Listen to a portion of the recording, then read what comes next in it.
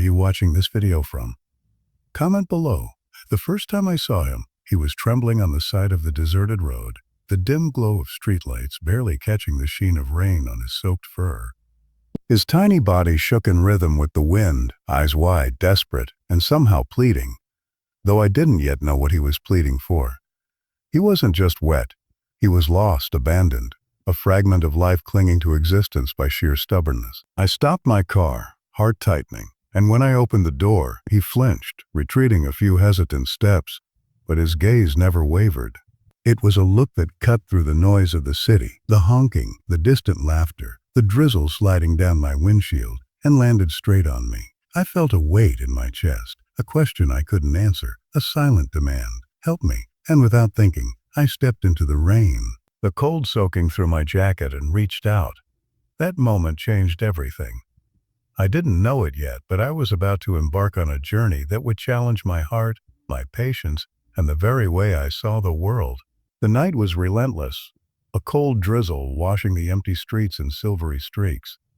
I had been driving slowly, my headlights cutting through the fog, when a small, trembling movement caught my eye near the curb. At first I thought it was a piece of trash, a bag caught in the rain, but as I slowed, the tiny shape resolved into a soaked, shivering German shepherd pup, no bigger than a loaf of bread, hunched and trembling in the shadows. His fur was plastered to his frail frame, slick with rain, and mud streaked his little paws. I stopped the car abruptly, the tires hissing on wet asphalt, and stepped out, my boots splashing in shallow puddles. He flinched instantly, retreating a step, tail tucked tightly between trembling legs.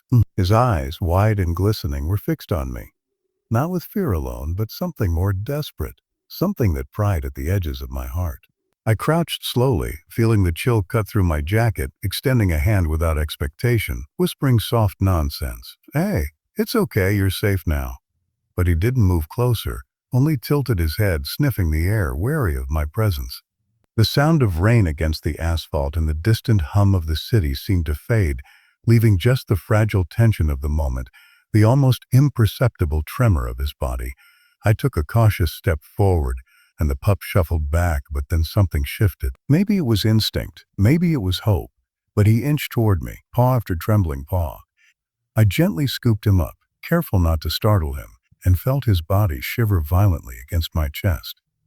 His heartbeat was fast, erratic, a fragile rhythm barely contained beneath soaked fur. I wrapped him in the small blanket I had in my car, pressing him close, murmuring promises I wasn't sure I could keep. The warmth from my body met his freezing, wet frame, and slowly, almost imperceptibly, he began to calm. His ears twitched, his tiny nose sniffed, and finally, after what felt like hours but was likely only minutes, he leaned slightly into my chest. At home, the cub explored cautiously, every surface strange under his wet paw. The hardwood floors were slippery, cold, and echoing with the faintest squeak beneath his claws. I set a small, shallow dish of water in front of him, and he approached cautiously, nose twitching, tongue barely touching the surface. Hunger-warned with instinctive fear, he lapped, paused, then lapped again, eyes flicking to mine for reassurance. I sat on the floor beside him, letting him see that I wasn't a threat, that my presence could be a source of safety. Outside, the rain persisted, drumming against the window, but inside, the room was alive with small, fragile victories, a tentative sniff, a paw brushing mine, a shiver slowly easing.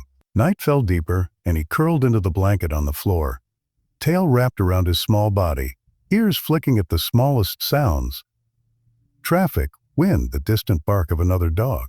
Every flinch reminded me of abandonment, of nights spent alone and cold, and my heart ached. I watched him breathe, slow and uneven, listening to the soft rhythm of life that had survived against the odds. In that quiet, soaked apartment, I realized that this tiny being had already changed me. Compassion was no longer an abstract idea.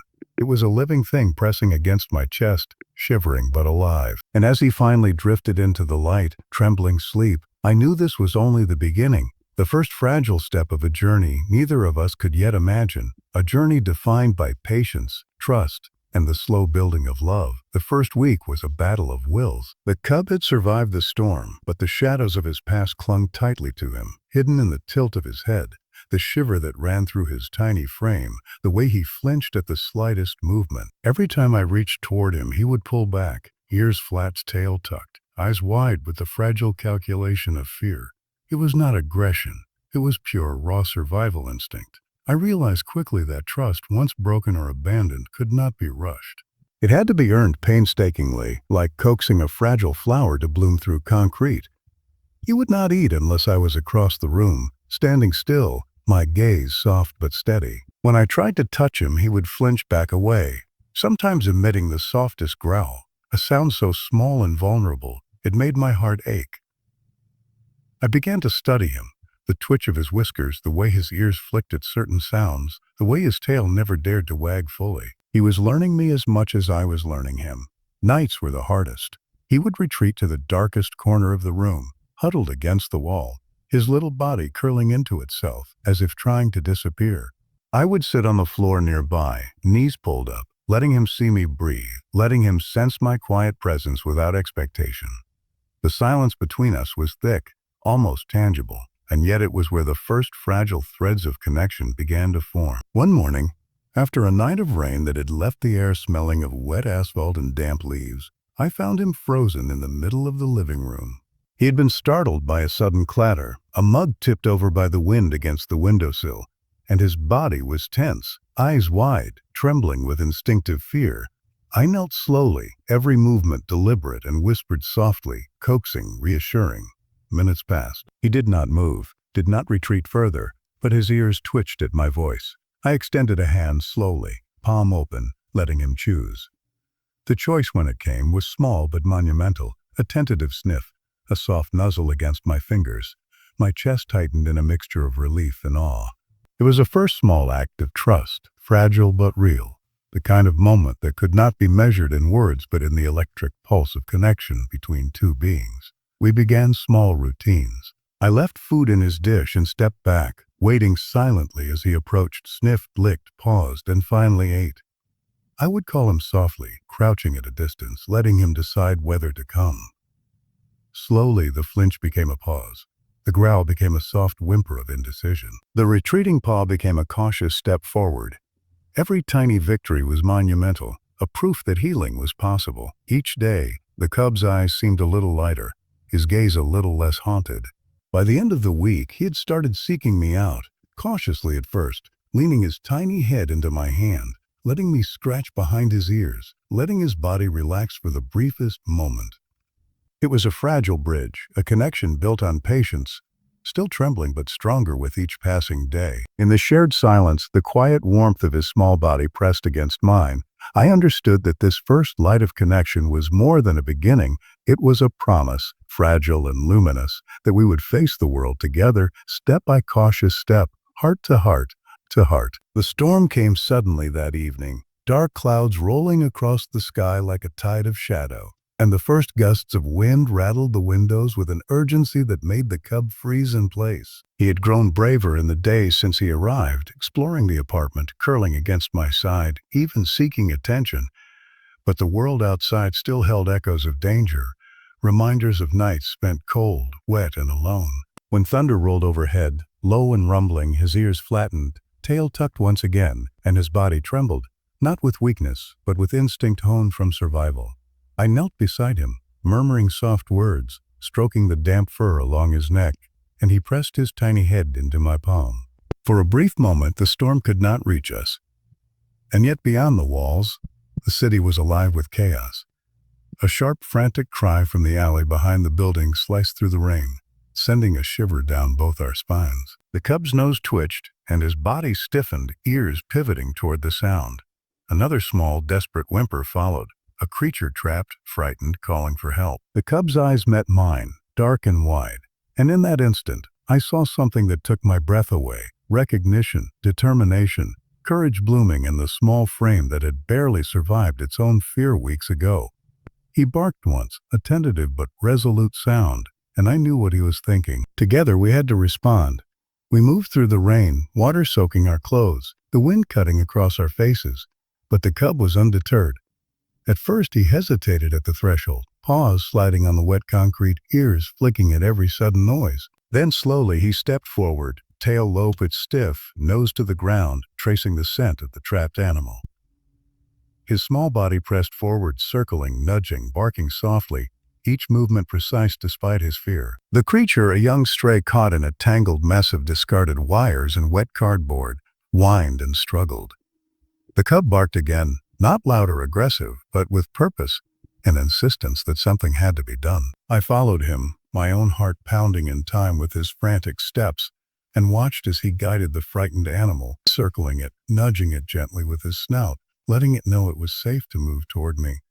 The storm roared, rain sliding in torrents across our backs, wind bending the trees around us, yet he moved with a focus that seemed impossible for a being so small and once so afraid. He refused to be intimidated, refusing to retreat, refusing to let fear dictate his action. Each careful step was a triumph, a testament to the bond we had formed, to the trust we had nurtured, to the courage that had taken root. Finally, after what felt like hours compressed into minutes, the stray was free, and the cub stood over it protectively, chest heaving, soaked and shivering, but triumphant. I knelt beside him, wrapping my jacket around his trembling frame, and he leaned into me, tail flicking faintly, eyes bright with pride and relief. The rain had stopped falling hard, and a faint shimmer of moonlight reflected off the wet pavement, illuminating the small hero who had faced his fears head-on. In that moment, I realized that courage was not the absence of fear, it was the choice to move forward despite it. The cub, who had once flinched at every sound, had become a guardian, a guide, a living testament to resilience. As we walked back inside, the alley quiet once more, I could see the change etched in every twitch of his ears, every lift of his tail. The world was still dangerous, chaotic and unpredictable. But he had learned that courage was possible, that he could confront it, that he could act even when trembling. That night, as he curled against my side by the fireplace, I felt an overwhelming sense of awe and gratitude. The storm had tested him, the world had challenged him, and he had met it with bravery born from love, trust, and the slow, patient shaping of a once fractured spirit. The small hero, soaked and trembling, had finally discovered the strength that had always been inside him. The morning sunlight spilled through the windows, golden and gentle, illuminating the apartment in a warm glow that contrasted sharply with the storms of the past weeks. The cub, once a trembling, shivering shadow of fear, now moved with the lightness of a creature who had finally discovered safety, joy, and purpose. He stretched luxuriously, paws splayed, tail wagging lazily, and barked softly at the first hint of a bird outside. The sound was no longer cautious or uncertain. It carried confidence, even delight, a song of life reclaimed. Watching him, I could hardly recognize the tiny being who had once huddled in fear on the rain-slicked curb, a creature whose only certainty had been the raw need to survive. He bounded across the living room, ears flopping, sniffing at every corner, inspecting familiar spaces as if marking them with his newfound sense of ownership and belonging. The toys he had once hesitated to touch now became instruments of playful joy. He pounced on a frayed rope, tugged, released, then dashed toward the sofa as if inviting me to join in. His eyes met mine, bright and sparkling, and in that gaze I saw not just affection but pride. He had learned courage, trust, and love, and in the way he moved through the apartment, I could see his spirit fully awakened. Even the smallest gestures now carried meaning. He nudged my hand, pressed his warm head against my knee, and occasionally offered a paw, a silent offering of connection and shared companionship. Nights, once filled with shivering and retreat, had transformed into peaceful closeness. He curled against my side, breathing slow and steady, ears flicking only in moments of casual awareness. I would stroke the fur along his back, feeling the smoothness, the resilience, the strength that had grown beneath the trembling exterior. Every touch, every glance, every wag of his tail was a reminder of the journey we had traveled together. A path paved with patience, fear, courage, and unwavering trust. Our bond was no longer tentative. It was deeply rooted, unbreakable, a quiet understanding that spoke louder than any words. The cub had taught me as much about life, patience, and empathy as I had taught him about safety, stability, and love. He had grown from a creature shaped by fear into one defined by bravery, curiosity, and affection. Every bark, every playful leap, every contented sigh was a celebration of life fully embraced, of fear confronted and overcome. The apartment, once a place of quiet caution and tentative steps, now echoed with vitality, laughter, and the soft patter of paws across hardwood floors. One afternoon, we ventured outside together, the sun warming our faces and the streets alive with the hum of the city.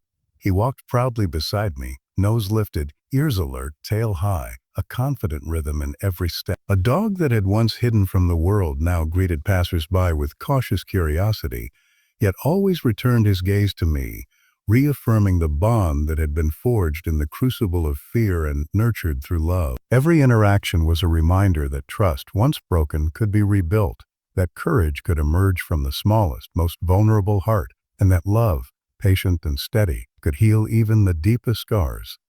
That night, as he curled at my side by the fire, eyes heavy with sleep but glinting with contentment, I felt a profound sense of completion. The journey had not been easy, but it had been transformative.